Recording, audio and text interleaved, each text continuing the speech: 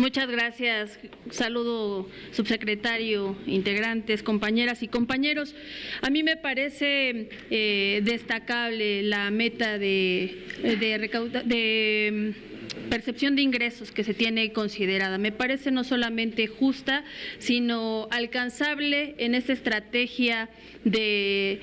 revisión de la estructura orgánica, pero también de digitalización de los trámites, que sin lugar a duda va a ser una herramienta fundamental en el combate a la corrupción.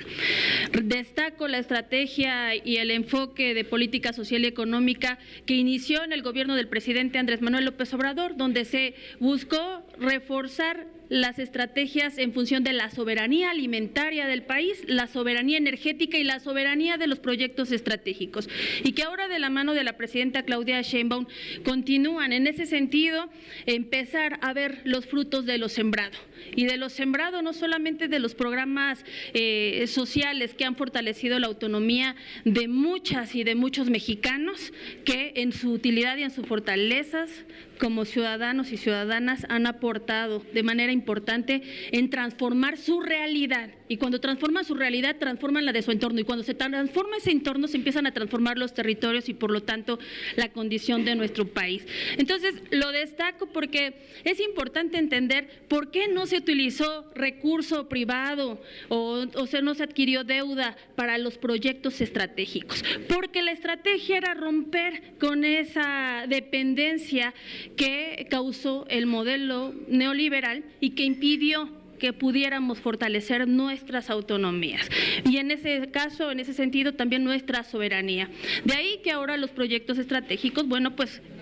muestren todavía este impulso. Yo tengo algunas preguntas, subsecretario, también en esta estrategia de fortalecimiento, porque el modelo de participación que inicia con el presidente y que va a continuar con la presidenta Claudia Sheinbaum busca también el desarrollo de abajo hacia arriba, es decir, aprovechar el poder de los gobiernos locales, y el poder de los gobiernos locales tenemos que verlos desde su autonomía o el fortalecimiento de sus autonomías. Esto es como el combate a la violencia contra las mujeres. No se puede combatir si no se garantiza la autonomía económica de ellas, la independencia económica para poder romper con dependencias emocionales, y de igual manera con los municipios, dejar de verles como subordinados.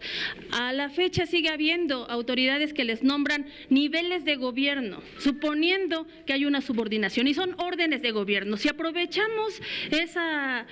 autonomía, ese fortalecimiento de su autonomía, que no puede ir desligado del fortalecimiento de sus finanzas, y aquí no es solamente el adecuado manejo de sus recursos o asignaciones, sino también la generación de sus recursos propios. En ese sentido, es mi primera pregunta, subsecretario, ¿qué estrategias o cómo se tiene previsto dar el acompañamiento a los gobiernos locales para que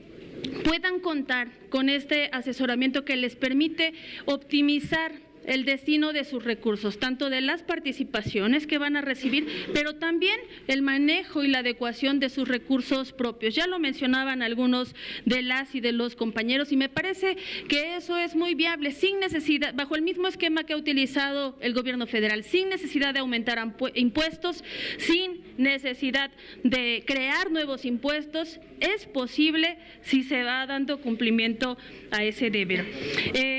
Otra pregunta que quisiera hacer, que tiene que ver también con esta aprobación que hicimos por unanimidad en relación a que el salario mínimo tenga un aumento que esté siempre por arriba de la inflación. Aquí me gustaría saber y conocer cómo funcionará el mecanismo que nos permita vigilar, por un lado, la inflación y por el otro lado, el control del aumento de los precios, es decir, para mantener esa estabilidad, porque al final este proceso en beneficio de todas y de todos los trabajadores, bueno, va acompañado de esta otra estrategia. Tengo un par de preguntas más que tiene que ver con esta intención de incrementar los ingresos de la nación. Si se tiene ya considerada o prevista la inversión en activos digitales, es decir, algún tipo de criptomoneda como Bitcoin, y en caso de algunos contribuyentes, sí se está considerando o previendo alguna ruta para que puedan ellos hacer sus pagos mediante este mismo mecanismo de activo digital. Muchas gracias.